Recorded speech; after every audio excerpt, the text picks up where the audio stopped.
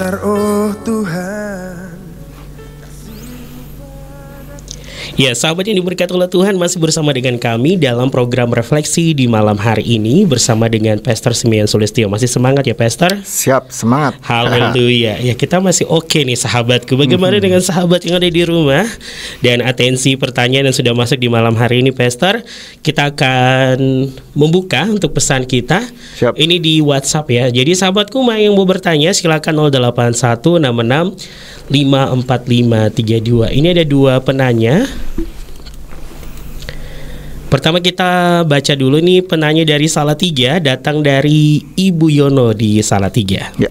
Selamat malam Ibu Yono, terima kasih sudah bergabung.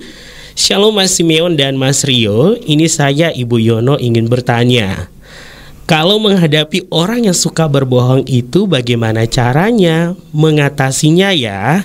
Terima kasih Bapak Yahweh memberkati. Shalom, selamat malam Mbak Yono. Puji Tuhan, terima kasih untuk pertanyaannya.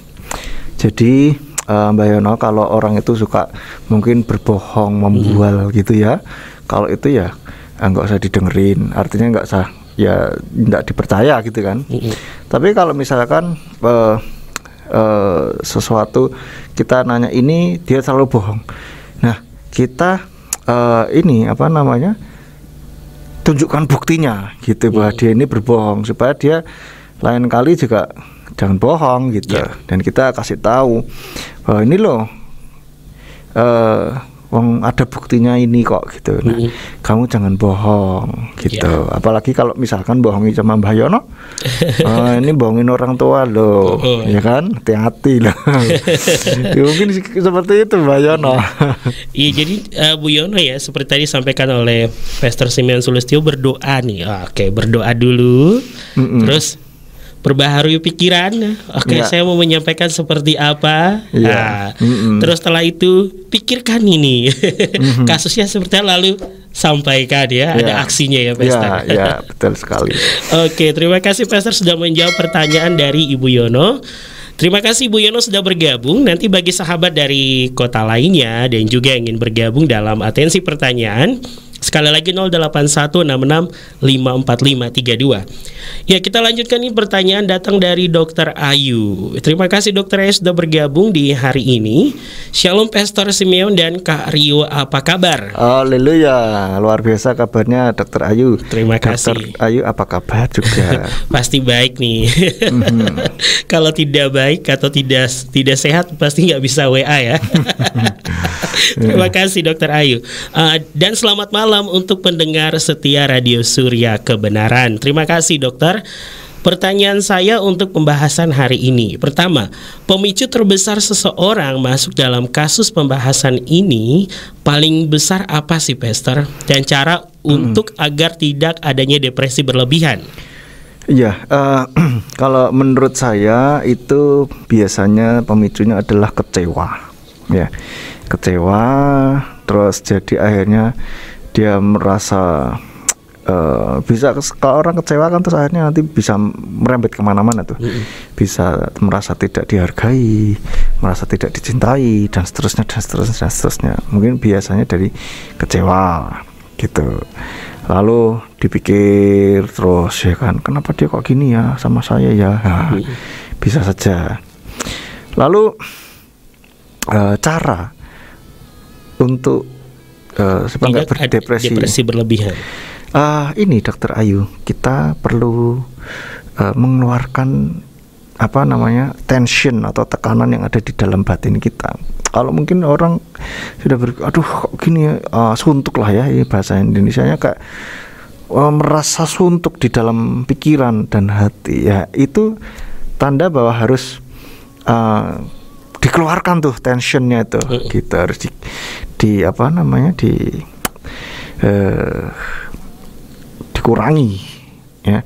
Lah bagaimana caranya? Ya satu, kita bisa melakukan, kalau di psikologi namanya katarsis, yaitu apa? Mengeluarkan emosi.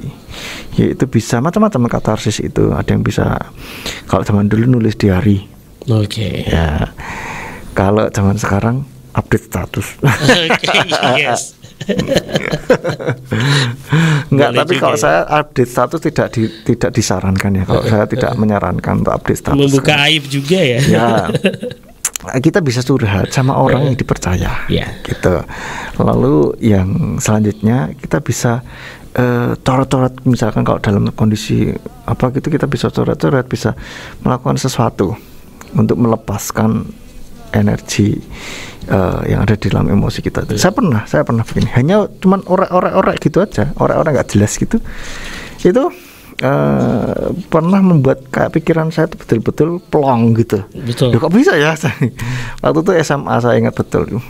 Jadi saya nggak tahu mikirin apa, sedang suntuk ya, mikirin pelajaran yang sulit-sulit kali ya, atau nilainya kurang bagus. Jadi saya orek-orek di buku orek-orekan saya. Udah, kok rasanya? Loh, tiba-tiba kayak sekejap gitu. Loh, kok sudah plong ya? Sudah merasa ringan ya? Padahal saya cuma orek-orek aja, nggak jelas gitu. Orek gitu, merasa plong. Itu bisa. Ada yang harus jalan kemana, ada yang pengen teriak gitu kan.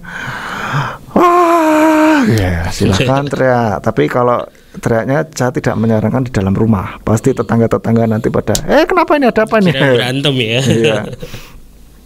Kalau mau teriak biasanya kan naik ke gunung atau di pantai, alhamdulillah, gitu kan. Itu kayak biasanya sudah mengurangi tekanan yang ada di dalam batin. Itu bisa membantu. Jadi itu yang bisa kita lakukan beberapa. Dan yang paling baik itu adalah curhat kepada orang yang dipercaya. Karena apa? Ada ini, nanti ada feedback ya. Ya dikuatkan toh, otomatis kan seperti itu. Dan bisa juga mengurangi depresi berlebihan juga. Satu lagi itu tentu saja datang kepada Tuhan. Yes. Memuji Tuhan, nyanyi ya. Nyanyi dan ucapkan syukur. Itu akan mengurangi depresi yang berlebihan gitu. Karena memang jiwa kita ini kan kayak tungku. Nah, emosi ini adalah apinya gitu. Nah, kalau emosinya itu ada terus di situ, terus itu kalau tungkunya itu tertutup rapat, itu kan tekanan di dalam akan semakin tinggi. Nah, kalau tidak dikeluarkan, tungkunya nggak kuat, jebol itu. Nah, seperti panci presto. Panci presto itu sebelum melepas tutupnya kan itu harus ada knop kecilnya, itu diputar dulu. Terus langsung bunyi. Nah, itu tekanan yang ada di dalam keluar tuh. Gitu. Nah, kita juga demikian. Kalau ada tekanan itu harus dikeluarin. Gitu. Kalau enggak kuat, kalau enggak dikeluarin, lama-lama jebol. Nah, kalau manusia jebolnya itu bagaimana? Ya, menurut saya jebolnya manusia itu akan apa ya bahasanya itu, enggak jadi waras lagi gitu. Ketawa sendiri, bengong lepas mulu kontrol ya. gitu kan. Iya. Dan bisa melakukan banyak hal gitu. Ada yang meledaknya itu bisa marah nggak karu-karuan. Ada yang kalau ditekan terus jebol kayak alat elektronik konslet gitu. Karena dia enggak ada sesuatu yang dikeluarkan gitu. Kalau yang satu meledak boom gitu kan. Kalau yang satu ini ke dalam gitu. Pedot gitu syarafnya.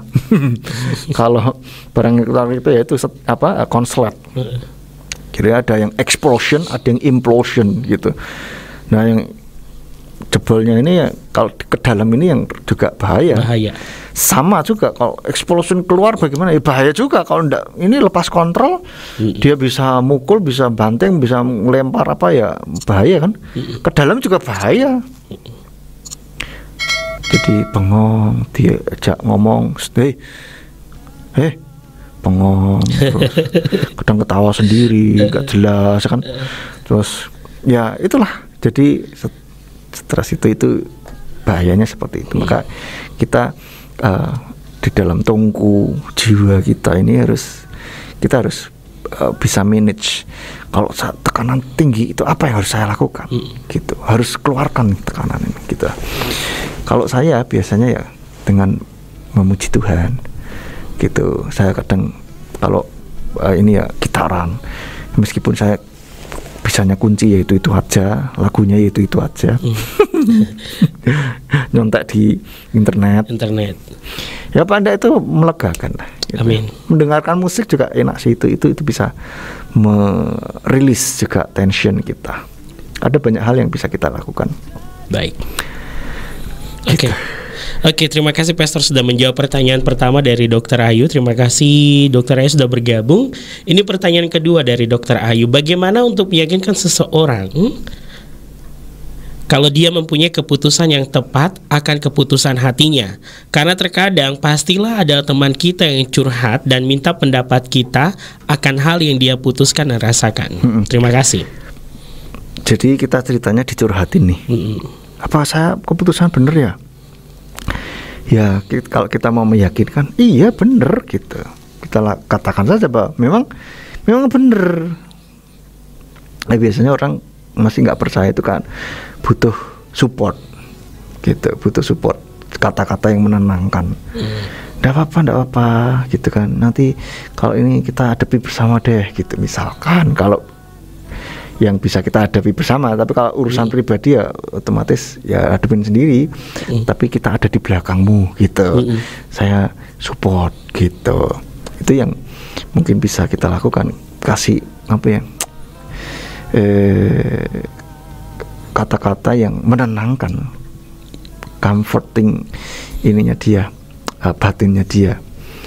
Biasanya kadang-kala kalau orang analitis akan bilang, lah buktinya apa kalau aku tepat.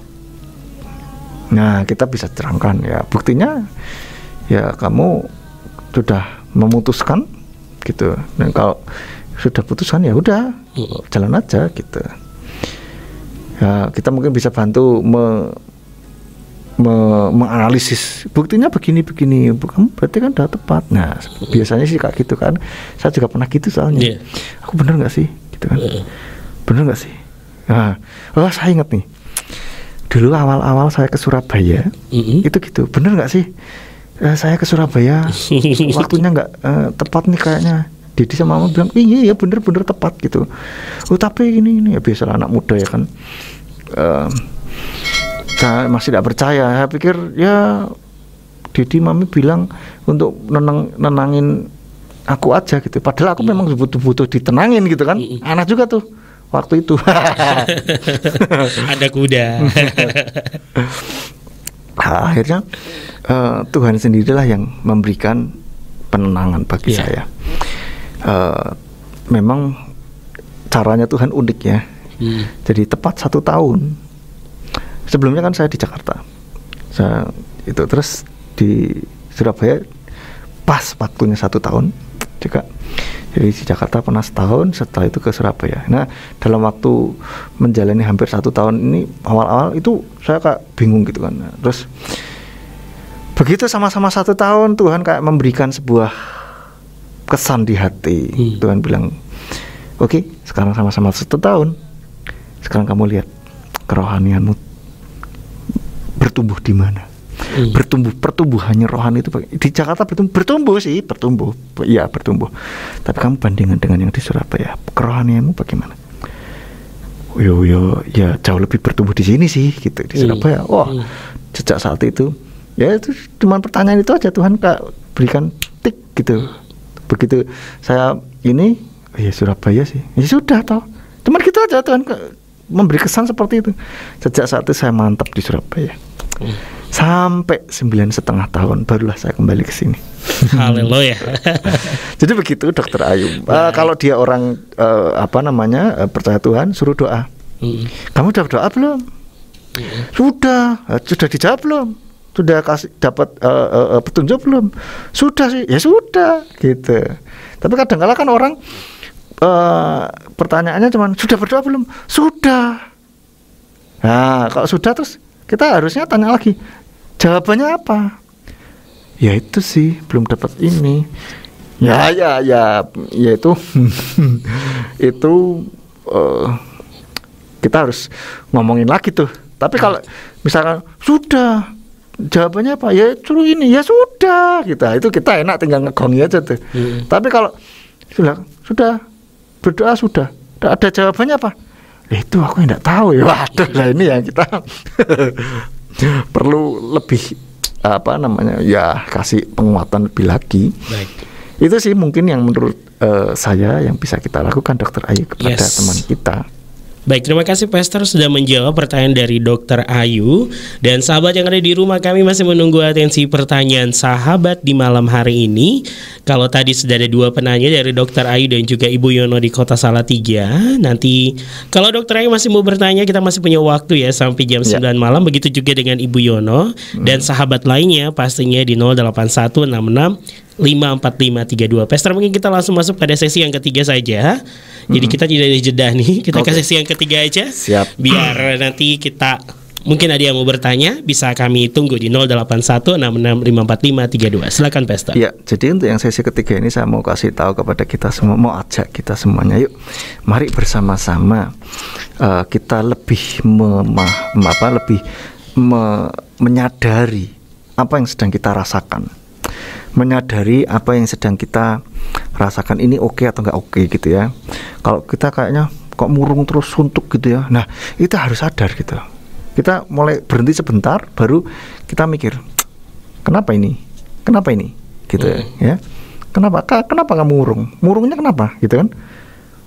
Nah pasti nanti akan muncul jawaban sendiri gitu. Nah itu kita harus berhenti sejenak, lakukanlah apa yang bisa kita lakukan. Kita kayak tadi datang kepada Tuhan, kita perbarui pikiran kita, yaitu dengan kita duduk diam di bawah kaki Tuhan, itu kayak membuat kita itu lebih berpikir lebih jernih gitu. Karena itu secara alamiah bahwa ketika kita duduk tenang diam, itu membuat kita bisa jernih dalam berpikir, tenang. Firman Tuhan saja katakan bahwa dalam tinggal tenang terletak kekuatan. Amin. Ya, dalam tinggal tenang dan mempercayakan diri terletak kekuatan. Bagaimana tinggal tenangnya? Kita datang kepada Tuhan, duduk diam di bawah kaki Tuhan. Itu kita mempercayakan diri. Kita tenang, bersyukur saja, berdoa sama Tuhan. Tenang. Terus mulai kita lihat. Jadi yang bisa kita lakukan, duduk diam, tenang, terus kayak hatinya aku mangkal nih, sedang marah misalkan, atau saya kecewa berat nih sama ini, itu duduk diam, tenang, Tuhan, ini aku merasakan ini Tuhan, ya datang sama Tuhan gitu, tenang dulu, tenangkan diri dulu ya. Tenangkan diri, terus fokus sama Tuhan. Bersyukur saja, Tuhan, bersyukur, saya mengucap syukur buat perasaan ini, buat ini. Nah, saya mau menang atas setiap emosi ini Tuhan. Gitu. Nah, kita mulai, kalau sudah mulai tenang, kita mulai bisa berpikir jernih, melihat permasalahan itu dengan pasti akan sudut pandangnya beda dengan yang tadi kita. Gitu. Pasti. Nah, demikian. Setelah itu ya kita melakukan apa? Action di dalam kita perbarui pikiran. Nah, kita lihat tujuan hidup kita kan. Saya kalau kejebak dengan kondisi ini, maka tujuan hidup saya tidak akan tercapai nih. Jadi saya harus tinggalkan emosi negatif ini dan kembali fokus pada tujuan hidup saya. Gitu. Dalam kekhawatiran pun demikian toh. Kekhawatiran hidup ini gimana nih ya nanti, aduh gitu kan. Ya kita serahkan sama Tuhan dan kita ingat, tujuan hidupmu apa? Ya, seperti tadi dia katakan, kalau kita sudah tahu bahwa tujuan hidup kita ini ke suatu arah, dan Tuhan sudah merancangkan masa depan kita, tujuan kita, nggak perlu pusing. Udah pasti. Jadi yes. Ya kita datang, kita mempercayakan diri saja sama Tuhan. Amin. Gitu. Ya. Lalu setelah itu apa? Action. Ya, action, kita bisa meninggalkan emosi negatif itu, move on lah ya istilahnya gitu. Seperti itu. Jadi ketika kita tenang, kita bisa berpikir lebih jernih. Amin. Maka kita sering-seringlah menenangkan diri, sadari apa yang sedang kita rasakan. Yaitu seperti yang kemarin 2 minggu lalu saya katakan bahwa meningkatkan kesadaran. Ya. Sadar diri. Caranya bagaimana? Yaitu seperti kita ini keluar dari adegan film itu. Jadi seolah kita nonton diri kita sendiri gitu. Seperti itu. Kita nyadar, saya sedang merasakan ini. Nah, itu kita menyadari gitu. Nah, kalau ketika kita lihat menyadari, saya sedang tidak baik nih emosinya, ya itu berarti kita sudah sadar. Tapi kalau kita nggak menyadari, kita terbawa emosi tuh, going with the flow. Akhirnya kemana-mana ya. Iya, ngikutin emosi aja tuh, seperti itu. Jadi kalau kita sering bisa menyadari apa yang kita rasakan, emosi, kita bisa langsung menanggulangi kita. Gitu.